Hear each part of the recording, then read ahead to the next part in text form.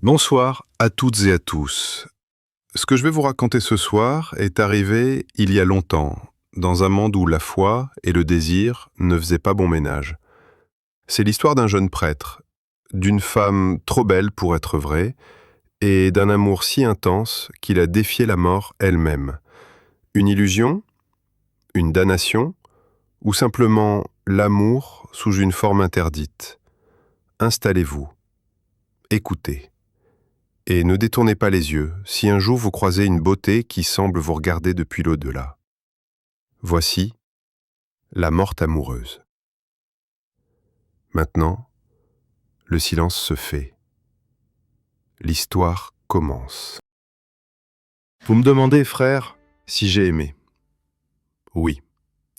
Et ce que je vais vous confier est plus terrible que tout ce que j'ai vécu en ce monde.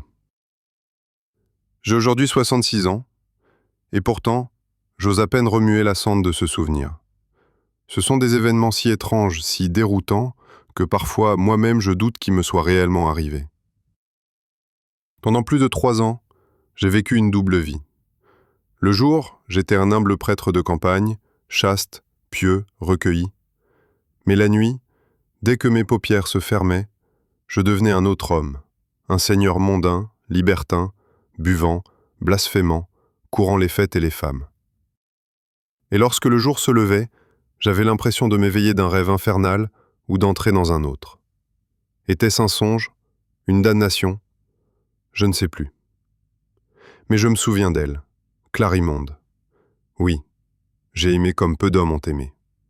D'un amour furieux, insensé, d'un amour si fort que je suis encore surpris de ne pas en être mort. Ah, quelle nuit! Depuis l'enfance, j'avais ressenti l'appel du sacerdoce. Ma vie entière fut dirigée vers ce but sacré. Pas un écart, pas un doute. À 24 ans, j'étais prêt. Mes supérieurs me jugèrent digne du dernier et redoutable degré. Le jour de mon ordination fut fixé à la semaine de Pâques. Je n'avais jamais connu le monde. Mon univers s'arrêtait au mur du collège, du séminaire. Je ne savais des femmes que le mot. Je n'avais ni désir, ni regret. Mon âme était calme. Ma foi, profonde. Mon cœur, vierge. La veille, je ne dormis pas. J'étais en prière, tout entier tourné vers Dieu. Lorsque l'aube se leva, je me dirigeai vers l'église d'un pas si léger qu'il me semblait flotter. Je croyais être un ange, mais ce fut là que tout bascula. Nous étions plusieurs, prosternés au pied de l'autel. L'évêque, vieillard vénérable, nous bénissait. Je tenais les yeux baissés, le front incliné. Et puis, je levai les yeux. Un instant, un seul instant. Elle était là, une femme, assise de l'autre côté de la balustrade. Si proche que j'aurais pu tendre la main et la toucher. Elle portait une robe d'un velours somptueux, et sa beauté, ah, sa beauté, c'était comme si la lumière de l'église s'était concentrée sur elle seule. Elle semblait ne pas recevoir la lumière, mais l'émettre. Ses yeux, 2 pierres précieuses d'un vert de mer incandescent. Ses cheveux, 2 fleuves d'or coulant sur ses tempes. Son sourire, une promesse, un piège, un abîme. J'aurais dû fuir ce regard, baisser les yeux, mais j'étais pris, captif, je luttais, je priais, je fermais les paupières, mais elle était là, derrière mes cils, éclatante, hypnotique. Et tandis que le Saint-Sacrement se poursuivait, mon cœur, lui, s'éloignait. Je voulais dire non, crier que je ne pouvais pas, mais aucun mot ne sortit, j'étais paralysé, comme dans un cauchemar éveillé. Je prononçais les paroles, je fus ordonné prêtre, mais en moi, quelque chose était mort, et quelque chose de nouveau venait de naître. Le lendemain de mon ordination, mon évêque m'envoya dans une petite paroisse de montagne, loin de tout. Je n'objectais pas, je voulais fuir. Fuir cette vision, ce regard, cette femme. Mais je l'emportais avec moi, gravé dans mes pensées, tatoué sur mes paupières closes. Pendant des jours, j'essayais de prier, de me consacrer à ma nouvelle mission, mais je n'étais plus le même.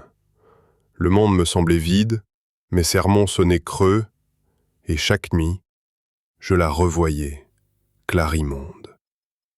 Son nom me parvint un matin par la bouche d'un voyageur de passage. « Vous étiez là hier à l'église ? Il paraît que Clarimonde est morte. » « Clarimonde » demandai-je, le cœur arrêté. « Une courtisane célèbre à Padoue, belle comme un rêve, riche, mystérieuse. On dit qu'elle est tombée malade juste après votre ordination. Elle vient de mourir. On l'enterre demain. » Mon sang se glaça. Était-ce elle ? Comment aurait-elle su que je serais ordonné ce jour-là ? Pourquoi était-elle venue et pourquoi mourrait-elle maintenant ? Une voix en moi me hurlait de ne pas y aller. Mais mes jambes ne m'écoutèrent pas. Le lendemain, je chevauchai jusqu'à Padoue, je trouvai la maison, le silence y régnait, lourd et étouffant. Je me présentai comme un simple prêtre venu bénir la défunte. On m'introduisit dans une chambre obscure, parfumée d'encens. Elle était là. Étendue sur un lit de soie, vêtue d'un suaire diaphane. Son visage était paisible, presque souriant. Clarimonde. Son nom résonnait dans ma tête comme un chant interdit. Je tombai à genoux, incapable de détacher mes yeux d'elle. Et alors que je me penchai sur son front pâle, ses lèvres frémirent. Oui, frère, frémirent. Je crus rêver, mais non. Sa main bougea, ses paupières battirent. Elle ouvrit les yeux. Ses yeux toujours aussi verts, toujours aussi vivants. « Pourquoi m'as-tu laissé mourir ?» murmura-t-elle. Je voulus fuir, prier, crier, mais je ne fis rien. Je restai là, hypnotisé. Son souffle toucha le mien, et doucement, elle m'attira à elle. Je l'embrassai. À partir de ce jour, ma vie ne fut plus jamais la même. Le matin, je me levais dans mon presbytère de montagne, récitais mes prières, célébrais la messe pour quelques paysans silencieux. Mais dès que la nuit tombait, je m'endormais. Et alors, tout changeait. Je me retrouvais ailleurs, dans un palais fastueux, orné de miroirs, de draperies rouges, de colonnes de marbre. Clarimonde m'y attendait, allongée sur un divan, vêtue de soie légère, le regard brillant d'amour et de mystère. Elle m'appelait Romuald, son Romuald. Et moi, je ne la quittais plus. Nous dînions aux chandelles, bercés par la musique d'un luth invisible. Nous marchions dans les jardins suspendus au clair de lune. Nous nous aimions. Et chaque matin, je me réveillais dans mon lit de curé, vidé, bouleversé, mais empli d'un bonheur étrange. Je ne savais plus ce qui relevait du rêve ou de la réalité. Avais-je réellement quitté mon presbytère la nuit ? Était-ce un sort ? Une possession ? Ou un don que m'avait fait Clarimonde pour la rejoindre, chaque nuit ? Mon corps semblait le même, mais mon âme était divisée. Le jour, je devenais blême, las, absent. Mes paroissiens disaient que j'étais malade. Mon supérieur m'envoyait une lettre inquiète, mais je m'en fichais. Je n'avais qu'une obsession, la retrouver. Encore, toujours. Un soir, alors que nous étions allongés dans le silence, elle me dit « Romuald, m'aimes-tu » ? « Plus que Dieu » répondis-je sans réfléchir. Elle sourit, doucement, tristement. « Alors ne me crains pas. » Et elle s'approcha de mon cou. Je sentis un léger frisson, puis une douleur douce comme une morsure légère. « Ton sang est doux » murmura-t-elle. Je voulus parler, mais mes mots moururent dans ma gorge. Était-elle un démon, une illusion, un rêve devenu chair ? Je ne savais plus, et à vrai dire, je ne voulais plus savoir. Les mois passaient, ou les années peut-être. Le temps avait perdu toute logique, j'étais pris dans une boucle étrange, entre mes jours mornes de prêtre solitaire et mes nuits brûlantes auprès de Clarimonde. Mais peu à peu, quelque chose changea, mon teint pâlissait, mes forces déclinaient, mon regard se vidait. J'avais beau prier, je ne sentais plus Dieu, je sentais elle, partout, en moi. Et c'est alors que réapparut le frère Sérapion, un homme rude, austère, mais d'une piété profonde. Il avait été mon mentor au séminaire, une âme que rien ne pouvait ébranler. Un matin, il vint me voir. « Romuald, dit-il, tu es pâle, qui n'a plus la flamme du regard, qui ne prêche plus, tu fuis Dieu. » Je ne répondis pas. « Tu es tourmenté, continua-t-il, et je sais pourquoi. » Je le regardai, soudain inquiet. Il s'approcha, baissa la voix et dit lentement « Clarimonde !» Mon cœur s'arrêta. Je l'ai vue, moi aussi, jadis, et d'autres avant toi. Elle revient toujours, belle, envoûtante, mais morte. « Non !» criai-je. « Elle vit, je la vois, je l'aime, je la touche. » Il posa une main ferme sur mon épaule. « Tu vis avec un cadavre, Romuald. Elle se nourrit de toi, de ton âme et de ton sang. » Je reculai, bouleversé. Je voulais le traiter de fou, mais au fond de moi, je savais. « Elle t'a mordu, n'est-ce pas ?» demanda-t-il. Je ne répondis pas. Il avait vu juste. « Viens, il est temps. Nous allons la délivrer et te libérer. » J'étais incapable de dire oui, mais je le suivis, comme dans un rêve.